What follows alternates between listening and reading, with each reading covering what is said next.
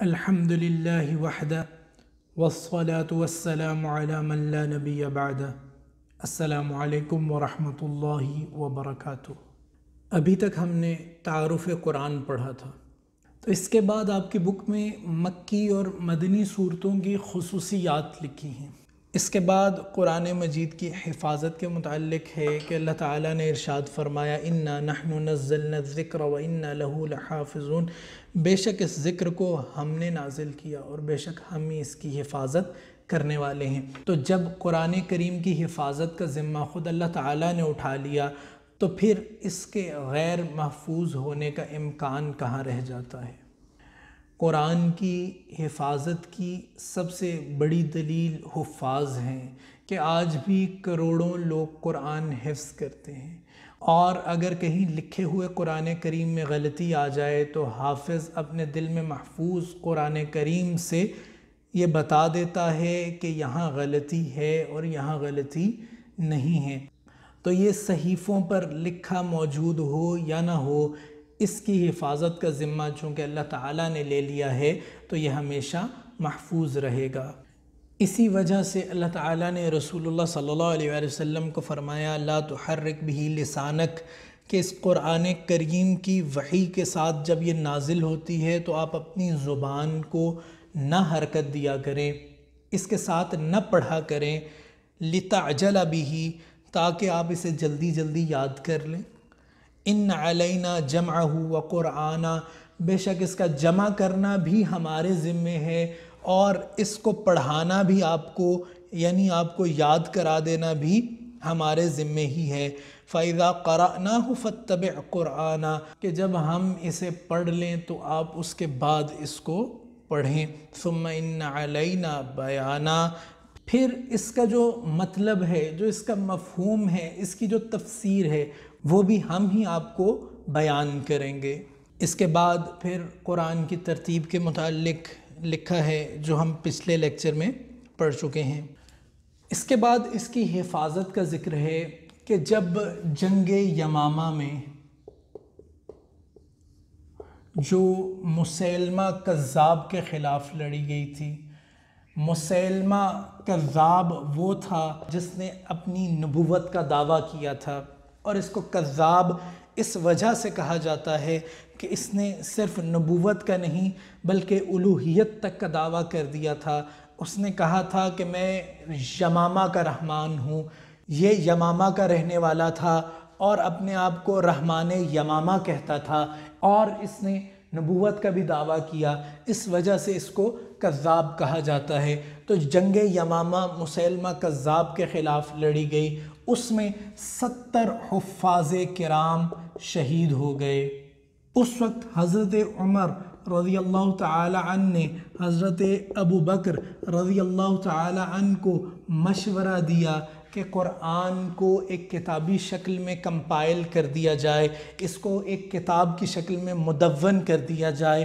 حضرت ابو بکر نے ابتدا میں اس مشورے کو نہ مانا کہ جس طرح رسول اللہ صلی اللہ علیہ وآلہ وسلم جس چیز کو چھوڑ کر گئے ہیں اسے اسی حال پر رہنا چاہیے، لیکن پھر حضرت ابو بکر رضی اللہ تعالیٰ عنہ فرماتے ہیں کہ پھر اللہ تعالیٰ نے میرا سینہ کھول دیا اور میں نے اس کام کا ارادہ کیا۔ اس کے لیے حضرت ابو بکر نے ایک کمیٹی تشکیل دی جس کا سربراہ حضرت زید بن ثابت کو بنایا گیا۔ یہ انصاری صحابی تھے۔ اب یہاں بچے بعض اوقات کنفیوز ہو جاتے ہیں کہ رسول اللہ صلی اللہ علیہ وآلہ وسلم کے منہ بولے بیٹے کا نام تھا زید بن حارثہ، جبکہ قرآن کو کمپائل کرنے والے جو اس کمیٹی کے سربراہ تھے وہ زید بن ثابت انصاری تھے جو مدینہ کے رہنے والے تھے، جبکہ زید بن حارثہ مکہ کے رہنے والے تھے۔ یہ چونکہ پڑھے لکھے تھے اور کاتبین وحی میں بھی ان کا شمار ہوتا ہے، اس وجہ سے حضرت ابو بکر نے ان کی ڈیوٹی لگائی کہ قرآن کو ایک کتاب کی شکل میں تدوین کیا جائے۔ اس کے بعد قرآن کریم کا انداز بیان کیا ہے؟ تو اس وقت جو عرب میں چند چیزیں موجود تھیں، شعر تھا۔ شعر کے متعلق آپ لوگ جانتے ہیں کہ اس کی چند بحریں ہوتی ہیں، اس کے وزن ہوتے ہیں، ان وزنوں کے اوپر شعر کہا جاتا ہے۔ اس کے بعد کہانت ہوتی ہے۔ کہانت چھوٹے چھوٹے جملے تھے جو ہم قافیہ ہوتے تھے اور ان سے جادوگر چیزیں بتایا کرتے تھے لوگوں کو۔ اس کے بعد ایک قسم خطابت تھی۔ تو کفار نے جب رسول اللہ صلی اللہ علیہ وآلہ وسلم کے متعلق گستاخیاں کیں تو ان میں نعوذ باللہ رسول اللہ صلی اللہ علیہ وآلہ وسلم کو شاعر، مجنوں اور کاہن تک کہا گیا۔ اسی طرح حضرت عمر کہتے ہیں کہ ایک دن رسول اللہ صلی اللہ علیہ وآلہ وسلم کعبہ میں نماز پڑھ رہے تھے، میں چپکے سے دوسری طرف سے کعبہ کے پردوں یعنی جو غلاف اس وقت پردوں کے ہوتے تھے، پردوں سے ہوتا ہوا آیا تو رسول اللہ صلی اللہ علیہ وآلہ وسلم قرآن کی تلاوت فرما رہے تھے۔ یہ آیات نازل ہو چکی تھی۔ رسول اللہ صلی اللہ علیہ وآلہ وسلم نماز پڑھ رہے تھے اور وہ آیات ایسی تھیں کہ مجھے لگا کہ شاید شاعری نہ ہو، تو رسول اللہ صلی اللہ علیہ وآلہ وسلم قرآن کی جب تلاوت فرما رہے ہیں تو آیت آئی انہو لقول رسول کریم، یہ تو بڑے کرم والے بزرگی والے رسول کا قول ہے، وما ہوا بقول شاعر، یہ کسی شاعر کا قول نہیں، قلیلا ما تؤمنون، کتنا تھوڑا تم لوگ ایمان رکھتے ہو۔ تو حضرت عمر کہتے ہیں میرے دل میں فوراً خیال آیا کہ اسے کیسے پتہ چل گیا کہ میں سوچ رہا تھا کہ یہ شاعر کا کلام ہے۔ تو حضرت عمر نے کہا میں نے سوچا کہ یہ تو کاہن ہے۔ تو اگلی آیت تھی وَلَا بِقَوْلِ كَاهِنْ قَلِيلًا مَا تَذَكَّرُونَ۔ تو حضرت عمر کہتے ہیں کہ میرا دل ہل گیا تو میں ادھر سے فوراً بھاگ گیا۔ یہ پہلا تجربہ تھا جو حضرت عمر کو قرآن کے ساتھ ہوا تھا۔ دوسرا وہ تجربہ ہے جب آپ نے سورہ طٰہٰ سنی تھی۔ تو قرآن کا انداز بیان خطابت ہے، جس طرح عرب کے لوگوں میں خطابت مشہور تھی، قرآن بھی خطابت کے انداز میں نازل ہوا۔ اسی وجہ سے قرآن کی آیات میں بعض جگہوں پر التفات آتا ہے، یعنی بات ایک شخص سے ہو رہی ہے اور فوراً آیت دوسرے بندے سے کلام کرنا شروع کر دیتی ہے اور پھر واپس اس بندے سے کلام کرنا شروع کر دیتی ہے۔ یہ خطابت کا انداز ہے۔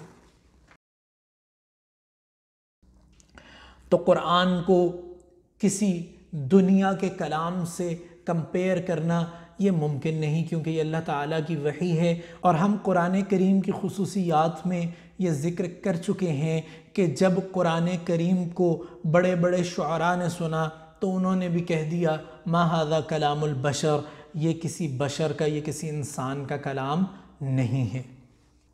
اس کے بعد آپ کی کتاب میں قرآن کریم کی خوبیوں کے تحت دو خوبیوں کا ذکر کیا گیا، اور ایک تو یہ کہ اس کا پیغام سچائی سے بھرا ہوا ہے، دلائل نہایت مضبوط اور مستحکم ہے، یعنی ایسے نہیں کہ بات عقل میں سمجھ ہی نہ آئے، بلکہ قرآن نے جہاں جہاں دلائل پیش کیے، توحید کے متعلق دلائل قائم کیے، تو بات عین عقل کے اندر ٹھہرتی ہے۔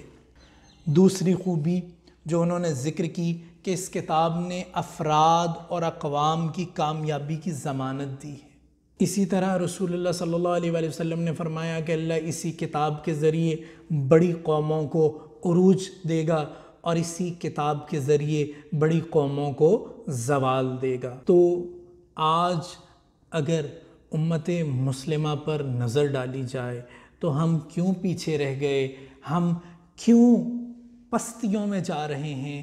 تو اس موضوع پر اقبال کے بے شمار اشعار ہیں، جن میں سے چند آپ کی کتاب میں بھی ہیں، اور جو سب سے آسان ہے وہ یہ کہ کافروں کی مسلمائی نی کبھی نظارہ کر اور اپنے مسلموں کی مسلم آزادی بھی دیکھ، اور یہ کہ وہ زمانے میں معزز تھے مسلمان ہو کر اور تم خوار ہوئے تارک قرآن ہو کر۔ اس کے بعد قرآن کریم کی تاثیر ہے۔ تو قرآن کریم کی تاثیر یعنی یہ کیا اثر ڈالتی ہے؟ تو پہلی تاثیر تو انہوں نے جو لکھی وہ یہ کہ قرآن کریم کی آیت ہے لو انزلنا ھذا القرآن علی جبل، کہ اگر ہم اس قرآن کو کسی پہاڑ پر نازل کر دیتے لرأیتہ، تو آپ اسے دیکھتے خاشعا متصدعا من خشیت اللہ، یعنی آپ اس پہاڑ کو دیکھتے کہ وہ دب جاتا، پھٹ جاتا، ریزہ ریزہ ہو جاتا۔ اور حضرت زید بن ثابت ایک واقعہ سناتے ہیں کہ ایک دفعہ نزول وحی کے دوران حضرت زید کا گھٹنا رسول اللہ صلی اللہ علیہ وآلہ وسلم کے گھٹنے کے نیچے تھا۔ جب وہ بیٹھے ہوئے تھے تو رسول اللہ صلی اللہ علیہ وآلہ وسلم کا گھٹنا حضرت زید کے گھٹنے کے اوپر تھا۔ تو اتنے میں وحی نازل ہو گئی تو حضرت زید کہتے ہیں کہ مجھے یوں لگا کہ میرے گھٹنے کے اوپر جیسے پہاڑ رکھ دیا گیا ہو۔ پھر تھوڑی دیر کے بعد جب وہ بھار ختم ہوا تو رسول اللہ صلی اللہ علیہ وآلہ وسلم نے فرمایا کہ فلاں آیت میں فلاں جگہ پر غیر اولی الضرر کا اضافہ کر دو۔ تو اتنی سی آیت کا نزول ہوا اور حضرت زید کہتے ہیں کہ گویا میرے گھٹنے پر پہاڑ رکھ دیا۔ اس کی تاثیر کو اگر دیکھیں تو قرآن کو جب حضرت عمر نے سنا تو قرآن کو سنتے ہی مسلمان ہو گئے۔ اسی طرح رسول اللہ صلی اللہ علیہ وآلہ وسلم کے متعلق جو واقعہ اس میں درج ہے وہ یہ کہ حضرت عبداللہ بن مسعود کہتے ہیں کہ رسول اللہ صلی اللہ علیہ وآلہ وسلم نے مجھے کہا کہ قرآن سناؤ، تو میں نے قرآن سنانا شروع کر دیا۔ جب میں سورۃ النساء کی اس آیت پر پہنچا فَكَيْفَ إِذَا جِئْنَا مِن كُلِّ أُمَّةٍ بِشَهِيدٍ، تو کیسا ہوگا کہ جب ہم ہر قوم میں سے ایک گواہ نکالیں گے، وَجِئْنَا بِكَ عَلَىٰ هَٰؤُلَاءِ شَهِيدًا، اور آپ کو ہم تمام کی تمام امتوں کے اوپر شہید لائیں گے، گواہ لائیں گے۔ تو رسول اللہ صلی اللہ علیہ وآلہ وسلم نے فرمایا بس کر دو۔ اور حضرت عبداللہ بن مسعود کہتے ہیں کہ جب میں نے رسول اللہ صلی اللہ علیہ وآلہ وسلم کی طرف دیکھا تو آپ کی آنکھیں اشک بار تھیں، آپ کی آنکھوں سے آنسو نکل رہے تھے۔ اس کے بعد قرآن کا ادب کیا ہے کہ وَإِذَا قُرِئَ الْقُرْآنُ، کہ جب قرآن پڑھا جا رہا ہو فَاسْتَمِعُوا لَهُ، تو اسے غور سے سنو، وَأَنصِتُوا، اور خاموش رہو۔ تو یہ تعارف قرآن کا لیکچر تھا۔ انشاءاللہ اگلے لیکچر سے ہم آگے سے پڑھیں گے۔ اگر اس لیکچر میں کوئی پریشانی، کوئی مشکل آ رہی ہو تو کمنٹ سیکشن میں کمنٹ کر دیں، یا کالج کے واٹس ایپ نمبر پر یا ای میل پر رابطہ کریں۔ السلام علیکم ورحمۃ اللہ وبرکاتہ۔